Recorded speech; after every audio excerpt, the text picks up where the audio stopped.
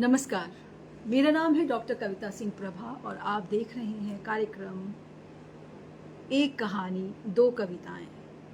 कविता प्रभा राष्ट्रीय समूह के प्रोफाइल पेज पर आप सभी का मैं स्वागत करती हूं। मैं डॉक्टर कविता सिंह प्रभा इस संस्था की संस्थापिका हूं। साथ ही हमारा जो समूह है जिसका नाम है कविता प्रभा राष्ट्रीय साहित्य समूह, हर सप्ताह 3 कार्यक्रमों का आयोजन करता है।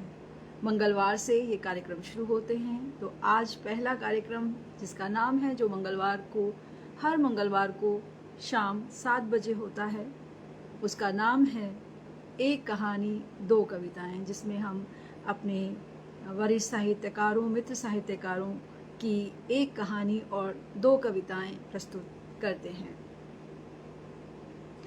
साथ ही बुधवार को काव्य गोष्ठी होती है, जिसमें नामचीन प्रसिद्ध साहित्यकार, कवि, कवियत्री, शायर सम्मिलित होते हैं और अपनी रचनाओं से इस मंच का सम्मान बढ़ाते हैं।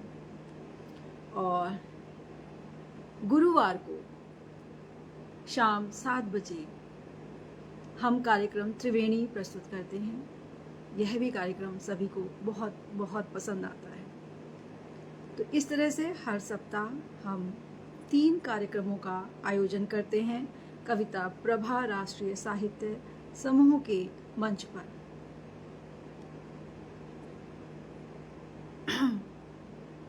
और जब तक आप लोग मुझे दिखाई देते हैं तो मैं बता देती हूँ कि इसमें मैं अपनी रचनाएं नहीं, किसी और अपने प्रिय मित्र या वरिष्ठ साहित्यकार की एक कहानी दो कविताएं प्रस्तुत करती हूँ। और आज मैं जिस कवियत्री की एक कहानी दो कविताएं आपके समक्ष प्रस्तुत करने जा रही हूँ, उनका नाम है डॉक्टर निधि सिरोही पलाधी जी। बहुत बहुत स्वागत है निधि जी आपका। मुझे आप दिखाई दे रही हैं। स्वागत। और आप अपने मित्रों को इसको शेयर कर सकते हैं, या अपने मंच पर भी, या अपने फेसबुक पर भी आप इसे शेयर कर सकते हैं। तो सभी से रिक्वेस्ट है कि आप इस कार्यक्रम को अपने फेसबुक पर ज़रूर शेयर कीजिए। धन्यवाद। तो मैं बात कर रही थी कि आज हम जिस रचनाकार की एक कहानी दो कविताएं लेकर आए हैं, उनका नाम है डॉक्टर निधि सिरोही पलाधी जी, जो अल्मोड़ा उत्तराखंड से हैं और वो हमारे साथ मंच के उस पार मौजूद हैं। मैं उनका हृदय से स्वागत करती हूँ। हमारे साथ मैं देख रही हूँ हैदराबाद से रीता शर्मा दीदी जुड़ गई हैं, उनका स्वागत करती हूँ। डॉक्टर अमरेंद्र वर्मा जी की उपस्थिति है, परम आदरणीय, आपका बहुत बहुत स्वागत। डॉक्टर अंजू क्वात्रा जी हमारे साथ जुड़ गई हैं, हमारी प्रिय सखी, उनका भी मैं बहुत बहुत स्वागत करती हूँ जी। तो हम हर बार मैं बताती हूँ कि हमने एक लघु कथा या कहें छोटा सा कहानी संग्रह, हमने एक साझा संग्रह प्रकाशित किया था। उसमें डॉक्टर निधि सिरोही पलाधी जी की भी 2 कहानियाँ हमने प्रकाशित की। उन्हीं में से एक कहानी मैं आपके लिए चुनकर लेकर आई हूँ। हमारे साथ हमारे समूह की सलाहकार सुषमा श्रीवास्तव जी भी जुड़ गई हैं, मैं उनका भी बहुत बहुत स्वागत करती हूँ। मीनाक्षी गर्ग जी, आपका भी बहुत बहुत स्वागत है। तो सभी मित्रों की और श्रेष्ठ जनों की जब उपस्थिति हो जाए तो कार्यक्रम को प्रस्तुत करने में आनंद भी आता है, उत्साह भी बढ़ता है। तो चलिए मैं लेकर चलती हूँ उनके परिचय की ओर। एक बहुत ही संक्षिप्त परिचय कराऊंगी। और ये डॉक्टर सच में डॉक्टर हैं। जैसे हम पीएचडी वाले होते हैं कि पढ़ाई लिखाई के डॉक्टर, ये सच में फिजिशियन हैं। और मैं उनका छोटा सा परिचय आपको देना चाहूँ। उसके बावजूद कहाँ से ये समय निकाल लेती हैं, और जो लिखती हैं वो सच्चाई लिखती हैं।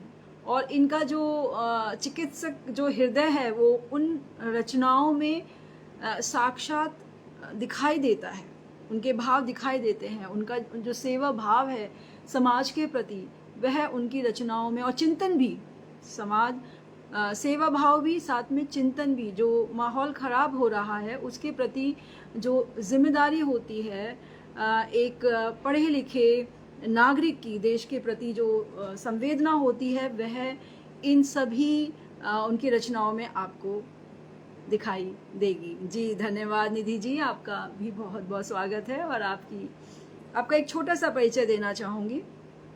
तो जैसा कि मैंने बताया, डॉक्टर निधि सिरोही पलादी जी अल्मोड़ा उत्तराखंड से हैं। शिक्षा इनकी एमडी मेडिसिन में है। पूर्व चिकित्सा अधिकारी उत्तराखंड सरकार से आप हैं। फिजिशियन एंड कंसल्टेंट, निजी क्लिनिक द्वारा हाट। तो यानी अब पहले वो थी उत्तराखंड सरकार में पूर्व चिकित्सा अधिकारी, और अब वो पर्सनल अपने क्लिनिक में जो है वो प्रैक्टिस कर रही हैं। प्रकाशित पुस्तकें हैं भारत के श्रेष्ठ कवि और कवयित्री, सृजन, सप्तरंग, सरसुमन, मैं स्त्री हूँ, जो हमारे ही समूह का एक साझा काव्य संकलन आया था जिसमें स्त्री विमर्श पर हमारी कविताएं थी। और कहानी संग्रह साझा जो है वो है हृदय के दर्पण से, जिससे मैं एक कहानी आपके समक्ष प्रस्तुत करने जा रही हूँ। मासिक पत्रिका तिरंगा की प्रधान संपादक हैं, जो इनकलाब पब्लिकेशन मुंबई से प्रकाशित होता है। जी, सम्मान बहुत सारे हैं। कुछ सम्मान का मैं जिक्र करूंगी। श्री अशोक वाजपेयी सम्मान, श्री नरेश मेहता सम्मान, श्री भवानी प्रसाद मिश्र हिंदी साहित्य सम्मान आदि से सम्मानित हैं। और उसके अतिरिक्त भी उनको अपने कार्यक्षेत्र में भी अनेक सम्मानों से सम्मानित किया गया है। जी बिल्कुल, तन और मन दोनों से डॉक्टर हैं, और वो आपको इनकी रचनाएं सुनकर आपको भली भांति पता भी लग जाएगा। मैं देख रही हूँ हमारे साथ हमारे समूह के उपाध्यक्ष और संपादक आदरणीय राजीव गौतम जी की भी उपस्थिति हो गई है। मैं उनका भी तहे दिल से स्वागत करती हूँ। सभी का, जो उपस्थित हैं या जो बाद में इस कार्यक्रम को देखेंगे, सभी का मैं धन्यवाद कहती हूँ। कृपया ज़्यादा से ज़्यादा टिप्पणियाँ लिखिए, छोटी छोटी टिप्पणियाँ लिखिए, लेकिन लिखते रहिए ताकि आपकी उपस्थिति का एहसास मुझे होता रहे। और जब मैं उनकी रचना पढ़ूंगी तो बीच में मैं किसी का नाम नहीं लूँगी, बाद में मैं आपका धन्यवाद और स्वागत ज़रूर करूँगी। अर्चना मोबाइल जी जुड़ गए हैं, मैं उनकी भी बहुत बहुत उनको भी आभार प्रकट करती हूँ।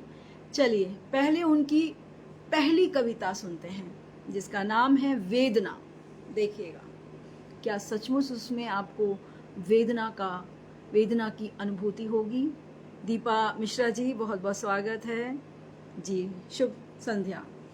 तो जो अभी अभी जुड़े हैं, मैं उनको बता देना चाहती हूँ कि हम जो आज एक कहानी और 2 कविताएं मैं प्रस्तुत कर रही हूँ, वे कविताएं हैं सुप्रसिद्ध कवयित्री डॉक्टर निधि सिरोही पलादी की। तो देखिएगा, पहली कविता आपके सम्मुख रख रही हूँ। इसका शीर्षक है वेदना। देख रहे हो ना सब कुदरत का यूं कुपित होना। देख रहे हो ना सब कुदरत का यूं कुपित होना, यूं पहाड़ों का सिसकना, जमीन दोज होना। देख रहे हो ना सब खुद की बर्बादी रोज होना, अनगिनत जानों का यूं दफन होना। देख रहे हो ना सब सिसकियों की आवाज से लोगों की सीना मेरा रोज छलनी होना। नहीं दिखाई देता तुझको धरती माँ की सिसकियों का एक भी कोना। देख रहे हो ना विकास के नाम पर खुद का यूं विनाश होना। देख रहे हो ना विकास के नाम पर खुद का यूं विनाश होना। पहुंच रहे हैं चांद पर आसमान पर, नहीं दिखता तो बस अपनी धरती माँ का यूं रोना। नहीं दिखता तो बस अपनी धरती माँ का यूं रोना। साथ कुदरत के चलोगे तो असली इंसान कहलाओगे। साथ कुदरत के चलोगे तो असली इंसान कहलाओगे। नहीं तो देखते रह जाओगे समस्त मानव जाति का यहाँ से विलुप्त होना। नहीं तो देखते रह जाओगे समस्त मानव जाति के समस्त मानव जाति को यहाँ से विलुप्त होना। कुछ चेतावनी, कुछ दिशा रोज दिखला रही धरती तुझको। कुछ चेतावनी, कुछ दिशा रोज दिखला रही धरती तुझको। गर अब भी न चेता ए मानव तू, गर अब भी न चेता ए मानव तू, अपना सब कुछ तुझे यहीं पड़ेगा खोना। देख रहे हो न सब कुदरत का यूं कुपित होना। कहीं बाढ़, कहीं तूफान, कहीं अपनों को रोज खोना। अभी भी वक्त है, अभी भी वक्त है, संभल जा ए इंसान, नहीं तो पड़ेगा तुझे रोज यूं ही रोना। नहीं तो पड़ेगा तुझे रोज यूं ही रोना। तो ये थी उनकी पहली कविता वेदना, और सचमुच उन्होंने वेदना को अपनी इस कविता में, जिसे कहते हैं, बूंद बूंद कर भर दिया है।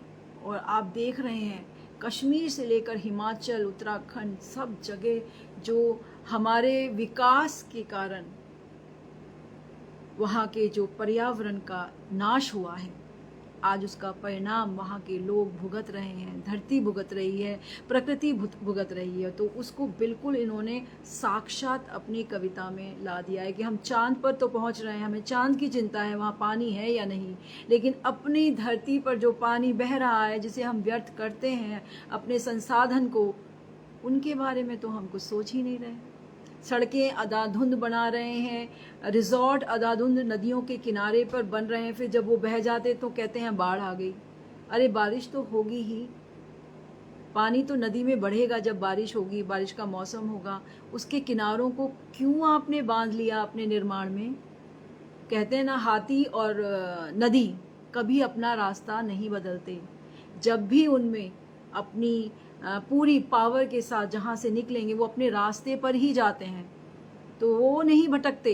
आपने उनके जो किनारे हैं उनको कहना चाहिए, उनको अपने कब्जे में ले लिया है, और जब वो वहाँ से निकलेंगे तो डेफिनेटली जो भी उनके रास्ते में आएगा बाहर ही जाएंगे। तो आज देखिए, आज पूरा दिन देखकर जो है टीवी पर न्यूज़, सच में मुझे उनकी ये कविता प्रशंसनीय नहीं बल्कि बहुत ही संवेदनापूर्ण लिखी कि सच में हमें अब चांद की चिंता छोड़कर अपनी धरती का सिसकना देखना होगा। तो बिल्कुल ये बहुत ही अच्छी सोच है और बहुत ही अच्छा सृजन है आपका। और मुझे लगता है आज के इस सृजन को हमें सरकार तक, हर एक सरकारी अधिकारी तक पहुंचाना चाहिए, जिनको जो निर्माण तो कर रहे हैं बिना सोचे समझे। और रास्ते बनाइए, लेकिन रिजॉर्ट बनाने की क्या ज़रूरत है? क्यों वहाँ पर लोगों को आप छुट्टियों के लिए इतना बुलाना चाहते हैं? जाएं, आए जैसे पहले। तो क्यों इतना आसान बना रहे हैं हम वहाँ पर कंस्ट्रक्शन कर लेना? क्यों नहीं नियम से बांधते कि नहीं, वहाँ नया कंस्ट्रक्शन नहीं होगा, जो है उसी के आधार पर लोग विजिट करेंगे। जी बिल्कुल, आदरणीय संजय गुप्त जी जुड़ गए हैं, उनका भी स्वागत करती हूँ। हमारी प्रिय मित्र सुप्रसिद्ध कहानीकार उमंग सरीन जी भी जुड़ गई हैं, उनका भी मैं हृदय से स्वागत करती हूँ। कुछ नाम शायद ऊपर भी चले गए हैं, उन सभी का धन्यवाद और स्वागत करती हूँ। और एक बहुत ही सरल लेकिन एक सच्चे डॉक्टर की सच्ची कहानी आपके समक्ष रखने जा रही हूँ। बिल्कुल समझें, बिल्कुल निधि जी, हमारा प्रयास, हम यही प्रयास कर सकते हैं कि हम कुछ ऐसा लिखें कि किसी के दिल को छू जाए और शायद उनको ये समझ आ जाए। आप मानेंगे, मैं अपने आस पड़ोस में बहुत, मुझे जिसे कहते हैं ना, करना पड़ता है थोड़ा, लिटरली डिफेंड करना पड़ता है, क्योंकि वहाँ पे कुछ ऐसा रिवाज है कि स्टेयरकेस पर कूड़ा रख देते हैं। मुझे इतनी, मैं खुद जब भी कोई कूड़ा वहाँ रख जाए, पहले तो मैं सबको मना करती हूँ, लेकिन फिर कोई कूड़ा रख जाता है मैं उसे खुद उठाकर वहाँ से फेंकती हूँ, लेकिन वहाँ रहने नहीं देती हूँ मैं कूड़ा। तो ये होता है, अगर हम एक एक अपने अपने हिस्से का भार उठाएंगे तो क्यों नहीं होगा सब जगह हमारा देश सुरक्षित और सुंदर। चलिए अब मैं उनकी कहानी प्रस्तुत करने जा रही हूँ, जिनका नाम है डॉक्टर निधि सिरोही पलाधी जी। और ये खुद डॉक्टर हैं, फिजिशियन हैं, एमडी किया हुआ है इन्होंने, और बहुत ही सुंदर लिखती हैं। तो मानवता से श्रेष्ठ कुछ नहीं, ये है उनकी रचना का ये कहानी का नाम। छोटी सी और बड़ी सरल और प्यारी कहानी है, सीधी सादी कहानी है और सीधा साधा संदेश देती है। तो चलिए। डॉक्टर धनंजय तथा उनकी पत्नी गार्गी अपने इलाके के जाने माने चिकित्सक थे। वे पहाड़ों में अपनी सेवाएं दे रहे थे। जरूरतमंद लोगों की सेवा का अलख धनंजय के दादाजी ने जगाया था, जो कुमाऊं के पहले सर्जन रहे। वे अपना शहर कलकत्ता छोड़कर यहाँ पहाड़ों में सेवा देने आए थे। उसके बाद धनंजय के पिता भी अपनी दिल्ली की सरकारी नौकरी छोड़ पहाड़ों में अपने पिताजी का सपना पूरा करने के लिए आ गए। डॉक्टर धनंजय और उनकी पत्नी गार्गी ने भी दिल से अपना जीवन यहीं के नाम कर दिया था। आज उनकी चौथी पीढ़ी भी पहाड़ों की ही होकर रह गई है। गार्गी के भाई की शादी थी 2 दिन बाद, पर अपनी सासू माँ की तबीयत के चलते वह मायके नहीं जा पा रही थी। एक तरफ भाई तो एक तरफ घर की जिम्मेदारी। बहुत मुश्किल समय था उसके लिए। उसकी ननद भी माँ को देखने ससुराल से आ गई थी। तब धनंजय के पिता ने कहा, गार्गी को ले जाओ, कम से कम आखिरी दिन ही सही, शादी तक पहुंच तो जाएगी अगर अभी निकल जाओगे। तुम्हारी माँ को हम सब मिलकर देख लेंगे, अगर कुछ भी लगा तो हम तुमको वापस बुला लेंगे। अगले दिन गार्गी और धनंजय दिल्ली के लिए निकल पड़े। अभी आधा रास्ता ही पहुंचे थे कि उनके सामने देखते ही देखते एक बाइक सवार अचानक से एक कार से टकराकर डिवाइडर से टकराया और बेहोश हो गया। इसको देखकर गार्गी बहुत व्याकुल हो गई। उसने सोचा कोई और मदद के लिए रुकेगा। वैसे भी उसे बहुत देर हो रही थी। लोग वहां रुके, देखा कुछ लोग वीडियो भी बनाने लगे, पर गार्गी और धनंजय से रहा नहीं गया क्योंकि वे मदद नहीं कर रहे थे। उन्होंने तुरंत इमरजेंसी पुलिस और एम्बुलेंस को फोन किया। एम्बुलेंस ने कहा कि हमें उस इलाके तक पहुंचने में थोड़ा वक्त लगेगा।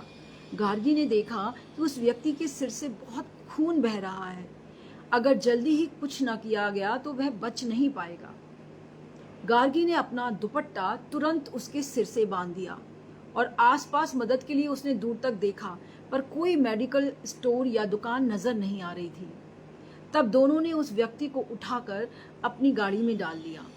आगे जाने पर एक मेडिकल स्टोर नजर आया। वहां से टाँके लगाने का सामान, टिटेनस इंजेक्शन और दवाई पट्टी का इंतजाम हो गया और धनंजय अपने काम पर लग गए। गार्गी और धनंजय दोनों अपने काम पर लग गए। खून रुक गया था। तब तक एम्बुलेंस और पुलिस भी आ गई थी। पुलिस इंस्पेक्टर ने कहा, आप दोनों को पास ही के सरकारी अस्पताल तक हमारे साथ चलकर हमारी मदद करनी होगी। गार्गी ने सोचा, किसी की जिंदगी से बढ़कर भाई की शादी नहीं हो सकती। दोनों एम्बुलेंस के साथ हो लिए। अस्पताल पहुंचते ही उस व्यक्ति को खून चढ़ाया गया।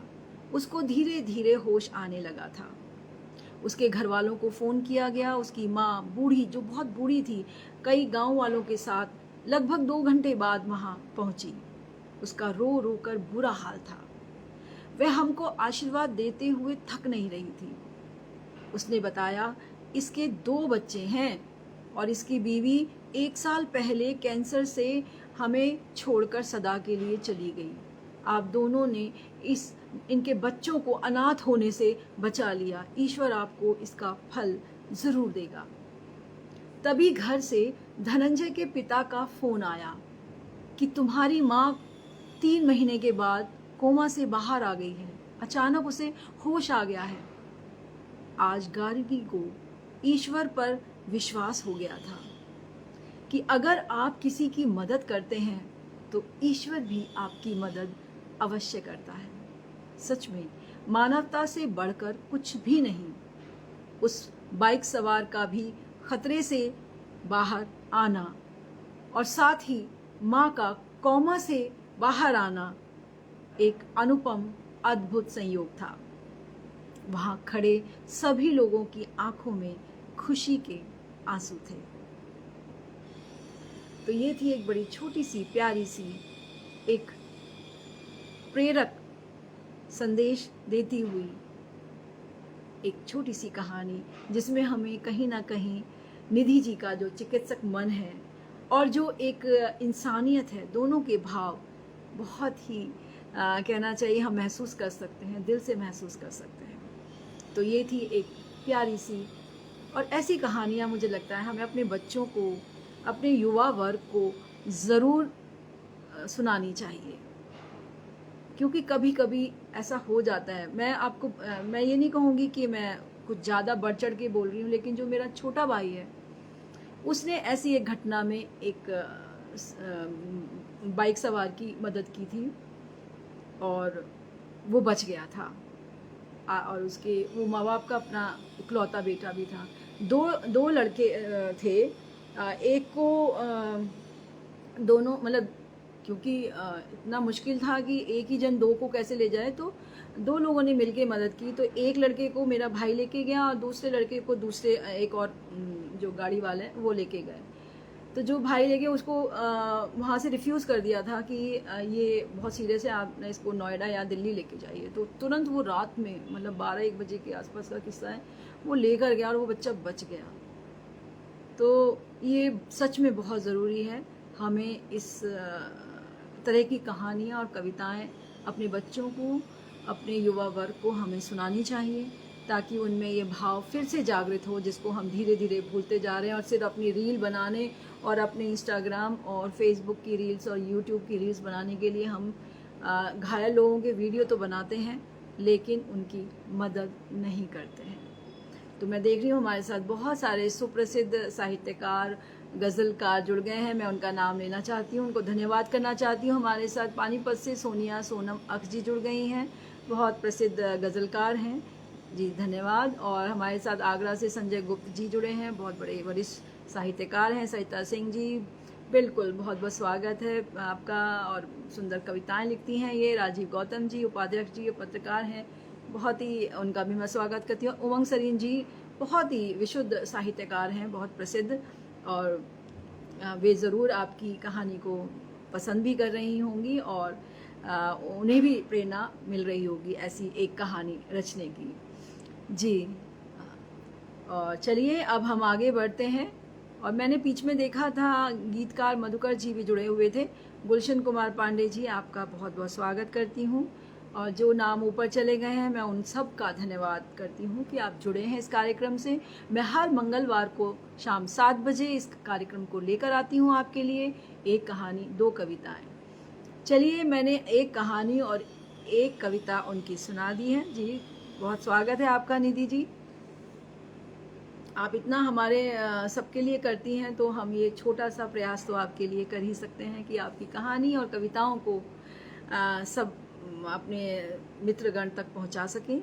हमारे साथ आदरणीय संजीव शुक्ल सचिन जी जुड़ गए हैं, बिल्कुल स्वागत है सर आपका। और चलिए आगे बढ़ती हूँ मैं। और चलिए, आसान नहीं होता ये मैंने आपकी दूसरी कविता थोड़ी बदल दी है। मैंने आपकी दूसरी कविता आसान नहीं होता ली है, जो आपने हमारे साझा काव्य संकलन मैं स्त्री हूँ के लिए लिखी थी। मुझे वो अच्छी लगा कि मुझे इसको पढ़ना चाहिए, तो मैं उसे प्रस्तुत कर रही हूँ जी। बहुत धन्यवाद जी। जी सुषमा जी, बहुत बहुत धन्यवाद। आसान नहीं होता माँ बाप होना, बेटियों का आसान नहीं होता। बनाना होता है उनको फौलाद सा, मासूम बनकर उनका जीना आसान नहीं होता। माँ बाप होना बेटियों का आसान नहीं होता।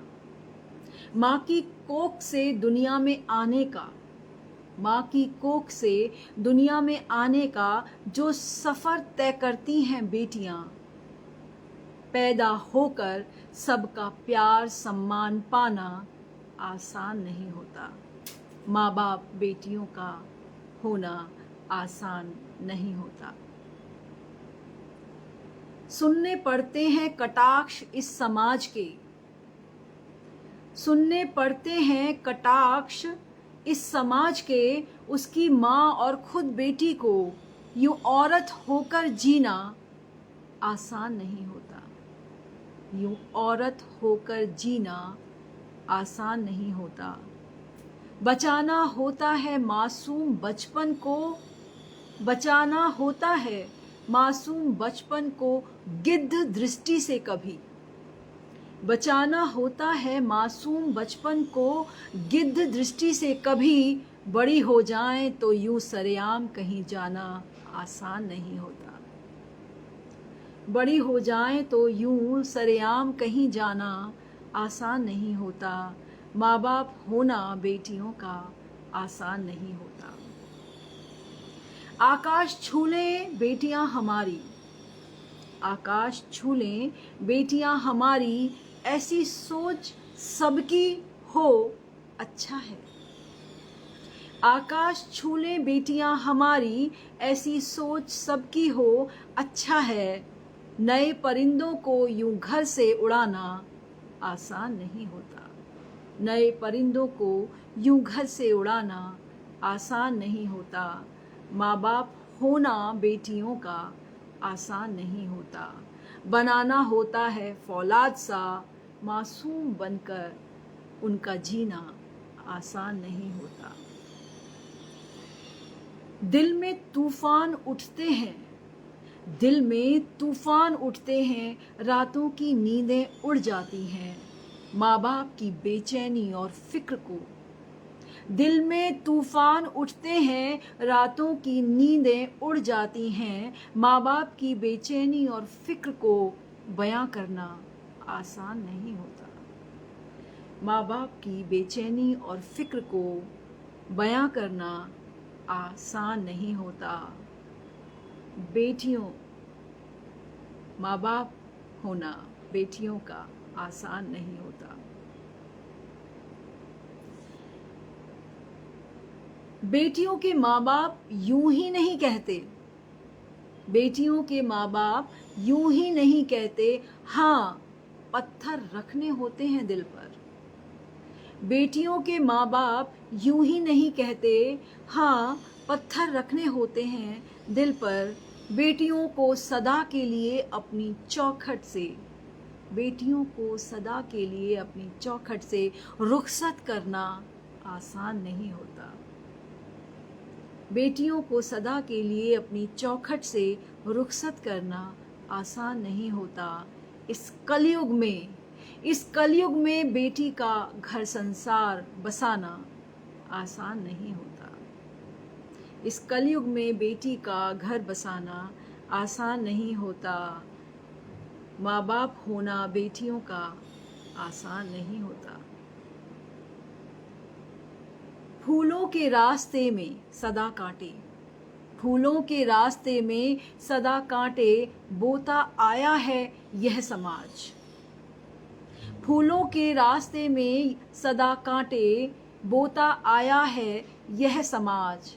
कहते हैं खूब तरक्की कर ली आज इंसान ने, कहते हैं खूब तरक्की कर ली आज इंसान ने। इतिहास गवाह है, इतिहास गवाह है, ना पहले राहें आसान थी बेटियों की और ना ही आज। ना पहले राहें आसान थी बेटियों की और ना ही आज। अपना अस्तित्व बचाने को हजार यत्न करने होते हैं। अपना अस्तित्व बचाने को हजार यत्न करने होते हैं। दुश्वारियां जितनी पहले थीं उससे ज्यादा हैं आज। दुश्वारियां जितनी पहले थीं उससे ज्यादा हैं आज। स्वच्छंद और स्वतंत्र, सुनिएगा ध्यान से, स्वच्छंद और स्वतंत्र बेटियों को भी कीमत चुकानी होती है। स्वच्छंद और स्वतंत्र बेटियों को भी कीमत चुकानी होती है। यूं ही अपने दम पर अपनी राह बनाना आसान नहीं होता। यूं ही अपने दम पर अपनी राह बनाना आसान नहीं होता। माँ बाप होना बेटियों का आसान नहीं होता। माँ बाप होना बेटियों का आसान नहीं होता। बनाना होता है उनको फौलाद सा, बनाना होता है उनको फौलाद सा, मासूम बनकर उनका जीना आसान नहीं होता। मासूम बनकर उनका जीना आसान नहीं होता। माँ बाप होना बेटियों का आसान नहीं होता, आसान नहीं होता। तो सोच को झकझोर देने वाली कविता, और इसमें मैं कह सकती हूँ 100% सच्चाई है। हम कहते ज़रूर हैं ज़माना बदल गया है, पर ज़माना बदला है उतना ही ज़्यादा असुरक्षित भी हो गया है। जितना लड़कियां अपने पैरों पर खड़े होने का प्रयास कर रही हैं, घर से बाहर आकर काम करने का प्रयास कर रही हैं, उतना ही समाज में उनकी असुरक्षा का भाव भी बढ़ रहा है। तो इस बात को हमें समझना होगा कि क्यों ऐसा हो रहा है, क्यों होने दे रहे हैं हम, क्यों नहीं हम कोई प्रयत्न कर रहे कि हमारी बेटियां, आपके सामने कितने सारे किस्से हैं, फिलहाल भी हुआ है कल, तो कहाँ हैं बेटियां, कहाँ पढ़ लिख रही हैं। माँ बाप पूरी मेहनत से अपने पूरे पैसे लगाकर तन मन धन से उन्हें पढ़ा रहे हैं, शिक्षित बना रहे हैं, डॉक्टर बना रहे हैं, इंजीनियर बना रहे हैं, या कोई और उनको शिक्षा दे रहे हैं। लेकिन समाज क्या कर रहा है? समाज तो उनके रास्ते में रोड़े अटका रहा है। तो क्या कहें? तो पढ़ लिख कर कोई ब्यूटी पार्लर चला रहा है तो उसको जला दिया जा रहा है, कहीं कोई डॉक्टर अपनी नाइट ड्यूटी पर उसके साथ बुरा व्यवहार कर दिया जाता है, और उसको न्याय भी नहीं मिलता है, न्याय भी नहीं मिलता है। ये सबसे बड़ी आज के दौर की नकारात्मकता है कि आप ये कह सकते हैं क्राइम को रोक नहीं सकते, लेकिन क्राइम की सज़ा तो देना हमारे हाथ में, हमारे सिस्टम के हाथ में है, तंत्र के हाथ में। अगर हम सही समय पर दे दें उसको सज़ा, तो एक उदाहरण हो जाता है ताकि आगे वैसा कोई ना कर सके। तो सुरक्षा सबसे बड़ा प्रश्न हो रहा है आज के ज़माने में, और अभी भी ऐसे बहुत सारे हमारे यहाँ प्रदेश हैं जहाँ बेटियों को पैदा होने से पहले मार दिया जाता है। और आपकी दोनों ही कविताएं 100% सच को उजागर कर रही हैं। पहाड़ों का हाल अगर आपको देखना है, आज का समाचार देख लीजिए, तो हर जगह, चाहे वो शिमला हो, वैष्णो देवी हो, वहाँ पर भी भूस्खलन हुआ है जिसके कारण कई यात्रियों को चोट आई है, और वैष्णो देवी यात्रा बंद कर दी गई है। शिमला हो, कहीं भी हो, आप देखिए इधर कश्मीर, सब जगह पहाड़ दरक रहे हैं, बादल फट रहे हैं। तो कहीं ना कहीं हमारा ही किया धरा है, विकास हम कर रहे हैं, और बेटियों की सुरक्षा के प्रति बिल्कुल सजग नहीं है। और सबसे बड़ी बात, जब जो क्राइम कर रहे हैं उनको बचाया जा रहा है, या फिर इतना डिले कर दिया जाता है न्याय कि उसका महत्व ही खत्म हो जाता है। तो बहुत धन्यवाद, बहुत आपको बधाई निधि जी, डॉक्टर निधि, आपने इतनी सुंदर, आपका लेखन, मैंने सारी कविताएं देखी, आपकी इस हर कविता में एक संदेश है समाज के प्रति, आपका चिंतन मंथन सब दिखाई देता है उसमें। और मैं आपको सच में कि आप इतना व्यस्त होने के बाद भी इतना सुंदर लेखन लिख रही हैं, इतना सजग आप हैं समाज के प्रति, ये आपके जिसे कहना था देश के प्रति, समाज के प्रति नहीं कहूँगी, देश के प्रति जो आपका वो है प्रेम है, उसको दिखाता है। तो बहुत बहुत बधाई आपको, और ऐसे ही लिखते रहिए, जब भी समय मिले 4 पंक्तियां लिखिए, लेकिन लिखते रहिए, क्योंकि कलम आपकी मौन नहीं होनी चाहिए। इतना सुंदर आपका लेखन है, सृजन है, इतने सुंदर विचार हैं, और ओज भी है, विश्वास भी है कि कुछ होगा अच्छा। तो बिल्कुल आप लिखते रहिए। और अब मैं सबका धन्यवाद देना चाहूँगी जो भी उपस्थित हैं हमारे साथ। निधि जी, बिल्कुल एक दूसरे को सुरक्षा देनी पड़ेगी, बिल्कुल। हाँ जी, बिल्कुल। तो मैं देख रही थी हमारे साथ आदरणीय अभिदा जी जुड़े थे, उनका धन्यवाद करती हूँ। आदरणीय कन्हैया लाल भ्रमर जी की उपस्थिति हुई थी, उनको भी मैं हृदय से धन्यवाद देती हूँ। कुछ नाम ऊपर भी चले गए हैं, मैं आप सभी का हृदय से धन्यवाद करती हूँ। और अभी एक और बात बताना चाहती हूँ जाने से पहले, कि मैं फिर लाइव आऊँगी, एक सरप्राइज़ है आपके लिए, तो ज़रूर जुड़िएगा।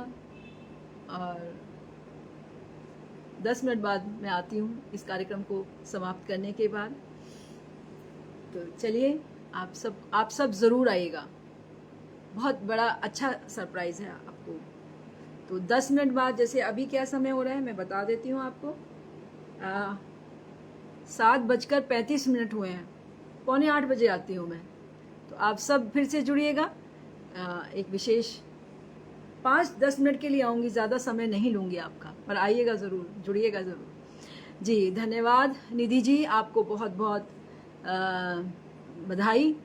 और आप सब जो उपस्थित हैं, विनीता दीदी, डॉक्टर अमरेंद्र वर्मा जी, राजीव सर, और मैंने देखा था सुरक्षा खुराना जी हमारे प्रिय मित्र, वो भी जुड़ी थी, उनका भी मैं हृदय से धन्यवाद देती हूँ। और मुझे अब क्योंकि आपके नाम नहीं दिखाई दे रहे हैं तो मैं बिल्कुल आप सभी का धन्यवाद करूंगी। निधि जी आप भी जो भी हमारे साथ जुड़े थे, जो प्रशंसा कर रहे हैं, आप उनको सबको ज़रूर धन्यवाद दीजिएगा। तो इसी के साथ मैं आपसे आज के इस कार्यक्रम से विदा लेती हूँ, जिसका नाम है एक कहानी दो कविताएं। फिर मिलूंगी अगले मंगलवार को एक नई कहानी, या अगले मंगलवार को हो सकता है मैं इस कार्यक्रम में थोड़ी सी विविधता लेकर आऊँ, तो जुड़िएगा ज़रूर। बहुत एक स्पेशल विशेषांक लेकर आ रही हूँ अगले मंगलवार को, शायद अभी उसकी भूमिका बन रही है, जैसे ही पूरी हो जाएगी आपको पोस्टर से पता चल जाएगा। जी धन्यवाद निधि जी, और हम आपको धन्यवाद देते हैं क्योंकि आप समाज की बहुत बहुत सेवा कर रही हैं, डॉक्टर होने के नाते भी और साहित्यकार होने के नाते भी। तो शुभ रात्रि, जय हिंद, जय भारत। फिर मिलेंगे कल काव्य गोष्ठी 7 बजे, और अभी आ रही हूँ 7:45 बजे के आसपास, तो ज़रूर जुड़िएगा। धन्यवाद। हमारे साथ आदरणीय अशोक सिंघल जी जुड़े हैं, उनका भी हृदय से मैं धन्यवाद करती हूँ। शुभ रात्रि।